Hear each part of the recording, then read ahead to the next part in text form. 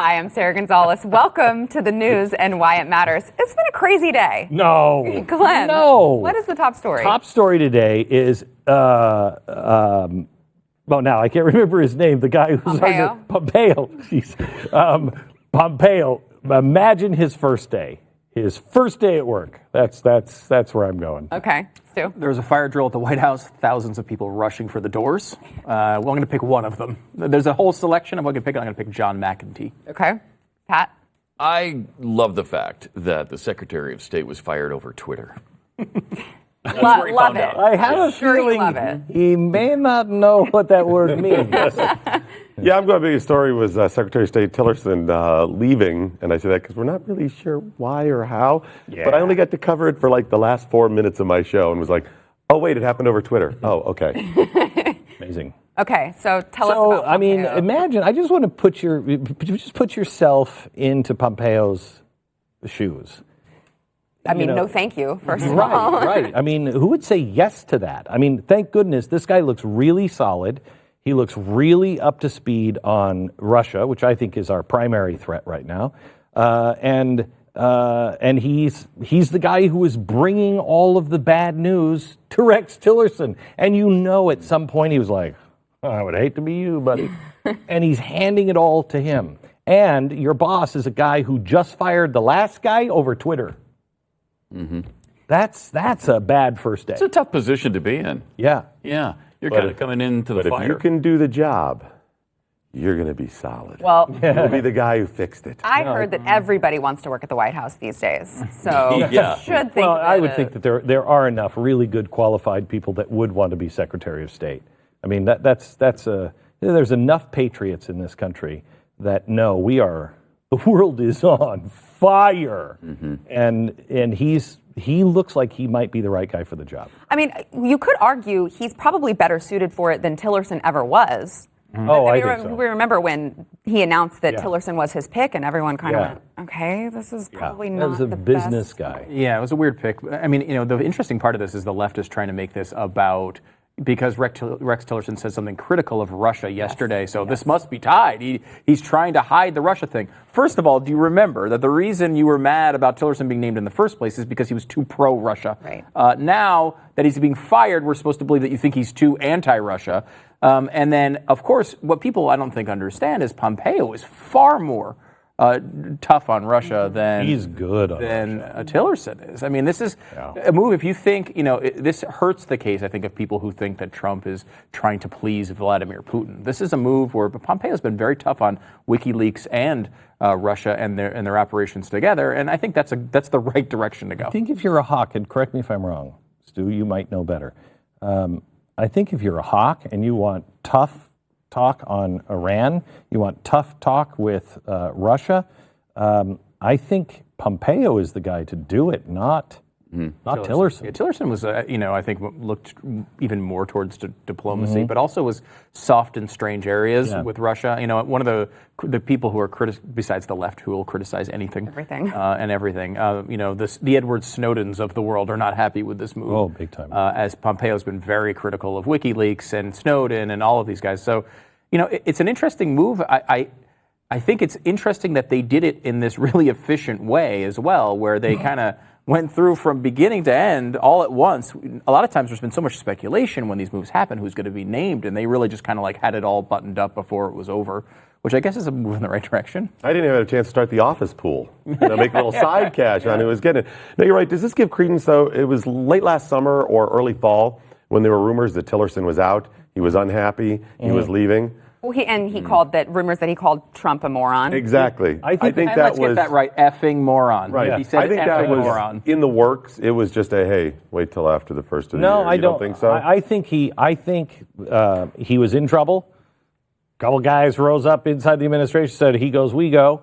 And then last week, I would bet that Tillerson lost his marbles when Donald Trump was like, you know what, we're gonna go there, and nobody had talked to him, and when you're cutting out, that's what your Secretary of State is for. I need advice on this. What is your advice when he's not getting the advice from Rex Tillerson on do we do this or not, and you surprise him I think he probably lost. And that's what a lot of people who supported Trump and would refute whenever someone would say he has no experience, he has no idea how any of this works. They say, well, yeah, but that's why he listens to the people that he surrounds himself with.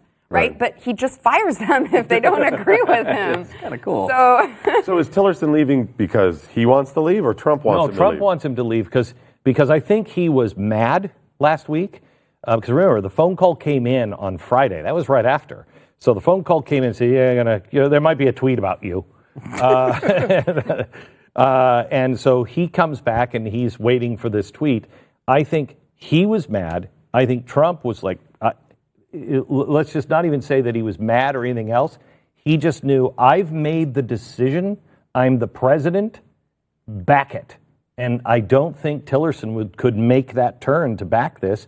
And the president has to have a Secretary of State that is on the same page for something this big. And what you brought up too, Sarah, of the reports from November, we should take a moment to realize that when that happened, the president and everybody in the administration called it fake news. They said it was a lie. They said that he was staying. They called it fake news. All of his supporters said it was fake news. It was real news the whole time. It took a couple months to actually happen, but the reporting was accurate. It was for the reasons that we were told back then, and it should be at least noted that, you can't, not everything's fake news. It's okay that occasionally things are actual news, just like not every flag is false. Sometimes there are normal flags. I've never seen one. No, okay. I also read that Trump alluded to today that it was because of the Iran deal, that he was okay with the Iran deal. I think that played a role. It's just kind of... He was not on the same page with the president. And the president was, I watched the press conference when he's getting on Marine One today. He was very buttoned up. He was really good. He was very complimentary, but said, look, on Iran and North Korea, we were not on the same page. We got to be on the same page. I thought it was very reasonable. Pat, talk to me about Twitter, the Twitter firing. I was fired over the telephone once, and I thought that was impersonal. Being fired over Twitter, it's just not something presidential. I think I just expect a little more out of our president than that. We continually hear that he's not a politician. Well, he's not much of a businessman either. If you're going to fire people via Twitter, that's just not... That's not gracious. Gracious. It's not being good to your people. It's not being conscientious about your job. There's so many things wrong with that he just needs to be better on. And, he's done some good things over the last year, but now he seems like he's following his own path. He doesn't want to listen to people around him. And this could be where he goes off the rails if it's not careful. If somebody's not there helping to guide him, and I hope it's General Kelly. I hope somebody is still in his ear. Is there anyone else there? Not that I know of. The Madison. Only the generals, maybe. really. Only the generals. And he has great respect for the generals, and I hope Kelly stays there for 8 years. Because I think Kelly is the stabilizing moderating force, right? Yes. We were also told, by the way, that this is the ultimate alpha male, right? Like the guy he's always, he's the man's man. Yet when it comes down to these firing situations, he doesn't seem to be able to do it. It's always someone else passing away. It's passing it along. It's like Kelly will tell you that a tweet is coming, and then when you see the tweet, you'll know you're fired. Step up and do it to a man's face. That, well, he just said a tweet was coming. There's some reporting that can go both ways. Everyone's getting their chance at spin now. So the White House is trying to spin this as Tillerson was in Africa. He heard he was going to be leaving, and he said, "Let me come back to America first." And then, I think as the wheels screeched as he hit the ground, he pressed send on the tweet. That's like the White House spin. Although, the Tillerson side of it is the opposite. You fire the guy before he goes, save him the trip, or you fire him after he gets back. You needn't fire him on Twitter. There's no expediency where you have to fire him on Twitter before you talk to him. You invite him into the Oval Office, you sit him down, and you say, because of this and this and this, we're parting ways, but thank you for your service. Or at least you deliver a letter. You know Something. what I mean? We've fired people with a letter. But it has to be one-on-one and personal. But I think this is why, because I remember when he was giving the press conference today, I kept saying, look at how many times he's saying that he was great and he was wonderful and he was very complimentary. I think he knew, he found out in this way, I just want to send him a message that I am not his enemy. Yeah. And I hope we don't have crossfire now. Well, and also good to the country. You sit them down and say, okay, you're leaving. We're going to make a change here. Here's how we all go forward. Right. This isn't about you as Secretary of State or me as President. This is about the country. And you don't have an opportunity to do that like this. Yeah. I want to move on to John McEntee. Yeah, so McEntee it's an interesting story, and we don't know the end of it yet. But McEntee was a very close aide of. He's like a former quarterback, a very close aide though to Trump. Was one of the first people who came on the Trump campaign. Kind of seen as the last of that original group. Hope Hicks, leaving, and then McEntee was the only one left. He's at the White House doing his thing, and suddenly gets pulled out of the White House and is escorted off premises. So fast that they have to send people back in to grab his jacket. He's not allowed to clear out any of his stuff. So controversy sort of swirls. What happened with this guy? They announced that he might be going to the campaign, although that's not 100% confirmed. We find out later on that it looks like it's major financial crimes was the way it was phrased, possibly related to online gambling. Yeah, the Wall Street Journal said that it was online gambling and misrepresentation of taxes. Now, mishandling of taxes. Obviously, Timothy Geithner didn't get into trouble. Nor did Sebelius. That's a very good point. And obviously, online gambling should not be a crime. So that's a whole other situation. But yeah, I mean, it's crazy because it was someone so close to him. And Trump is obviously, with those people, very protective. The fact that he would allow this to kind of happen indicates that there's probably something fairly serious there. And you think that someone who's that close to Trump with those sorts of problems is very able to be compromised. I think that's why he was escorted out. I mean, this is a kind of an almost pick you up by the armpits. The Secret Service pick you up out of your chair and just escort you out. That's pretty shocking. And I thought the important part of this story was that happened last night, but it was released to the press 18 minutes after we found out we had a new Secretary of State. So it's buried. Yeah, they buried it. They held it, knew they were going to do this, then pushed that out. So nobody's really looking at that. Yeah. All right, we have much more to come. Stay with us.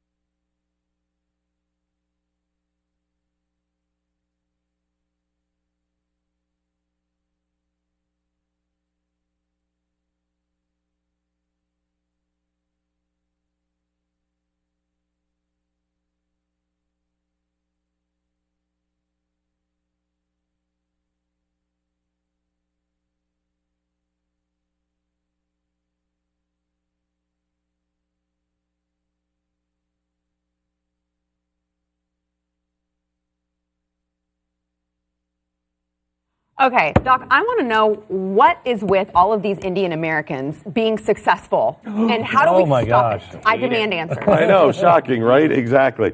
Hillary Clinton given the speech, and I know they kind of set her up for this, but the fact that she still has not gotten over the election loss is incredible to me.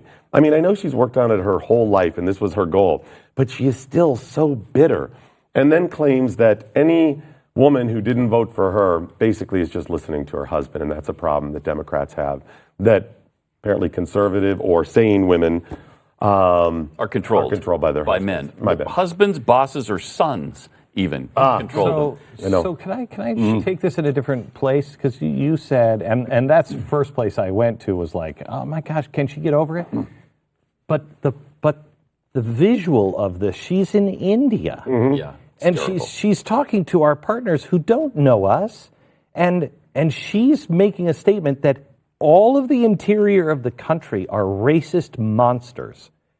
That is really dangerous for America and completely irresponsible. I actually wrote to my PR person. I said I want to write an op-ed for the Indian Times or whatever the big newspaper is over there, saying that is not who we are. Well, and it wasn't just, geared toward Indian Americans. It was, she said, you don't like black people getting rights, you don't like women getting jobs, and you don't want to see Indian Americans succeeding.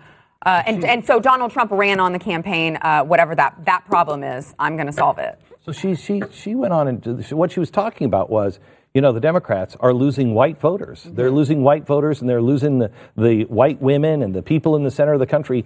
Of course you are. Look what you're saying about us. Yeah. Who's signing up? Right. It really is just a remix of her deplorables comment from the campaign. It's She the just exact hates same Americans. sentiment. She doesn't like Americans. Boy, that sounds a little like this president has a problem with white people. Well, she has a problem with white people.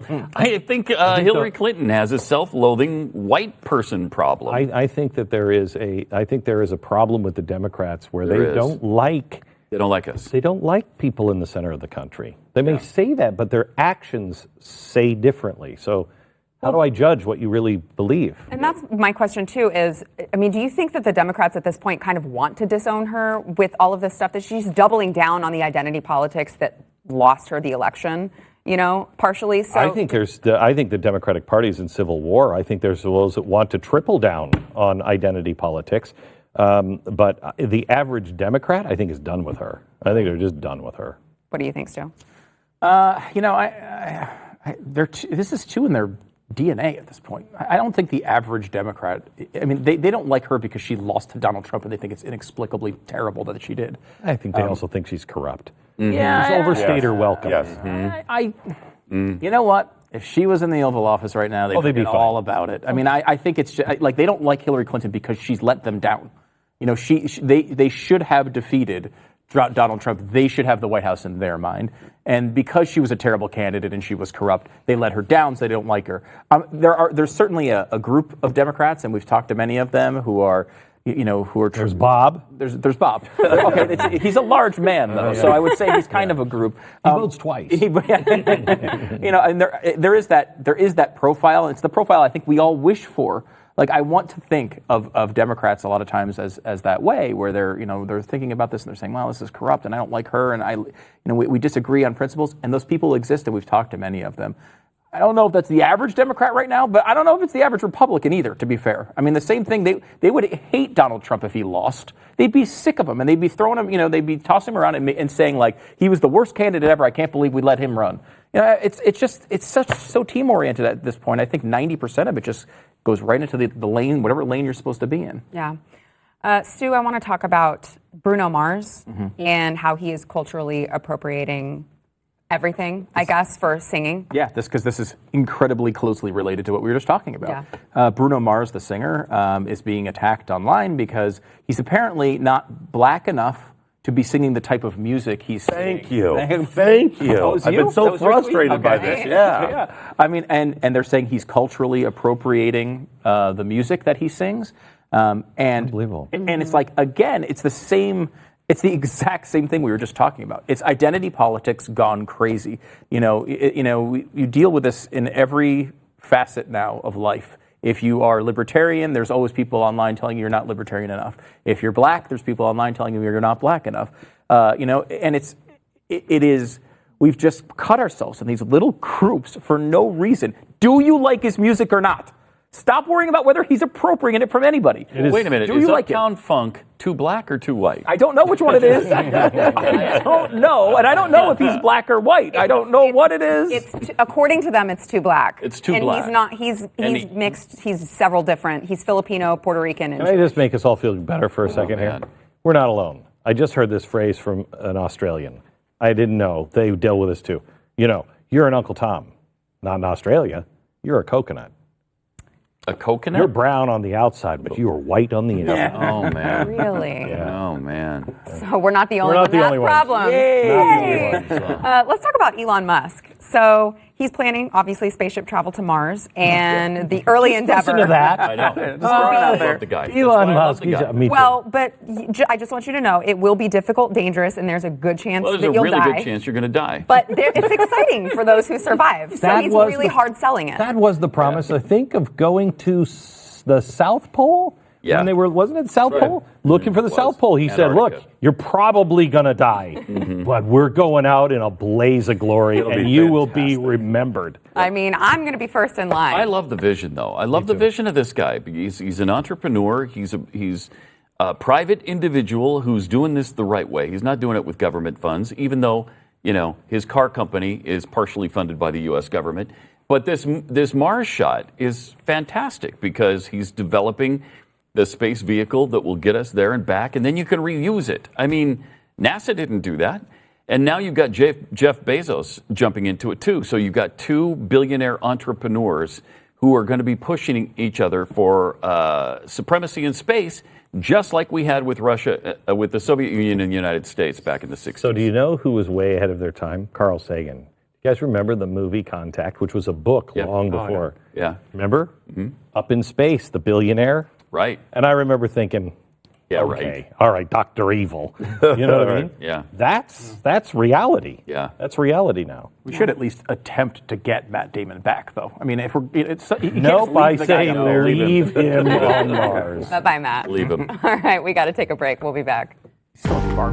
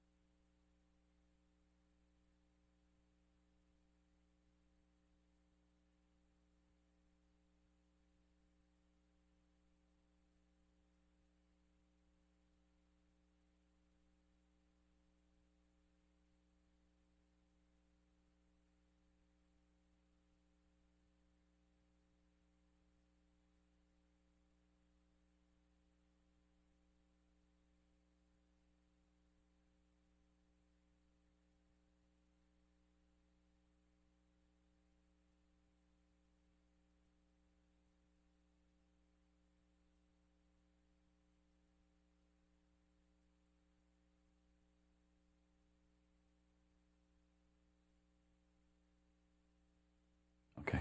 That's a long Doc, I want to make sure to talk about, you covered today is National Canine Day, National Canine Veterans Day. Canine Veterans Day. 1942, this date in 1942, they started the Canine Unit in the Army, which eventually branched out to the other branch of the service.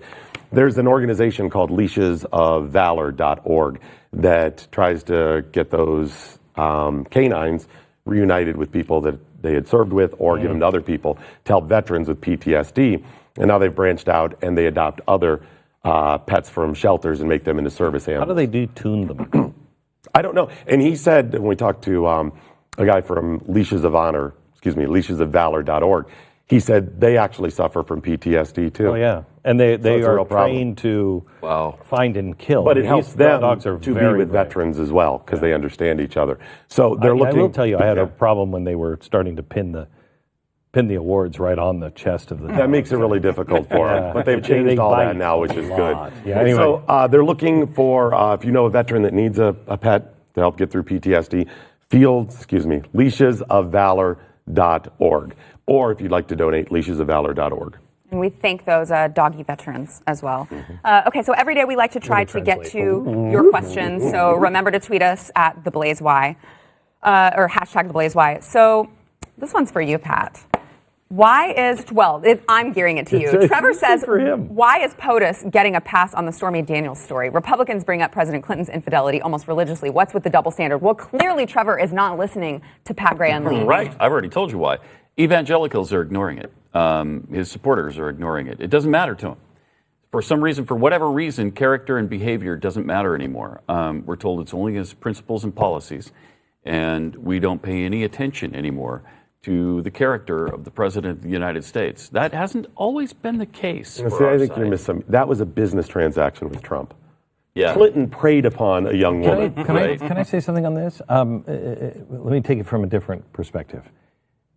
That's all disturbing, all of that stuff, and we're not talking about it. But nobody wants to hear it. But the part that really kind of bothers me for the future is that you can make a contract with someone. They can take the money and then go back on it. Yeah. We can't live in a society like that. Yeah. All right. Well, we'll see you guys tomorrow. Thanks for tuning in. She hasn't yet, though. No, but she is. Pretty much is. She's trying to. But she's, I mean...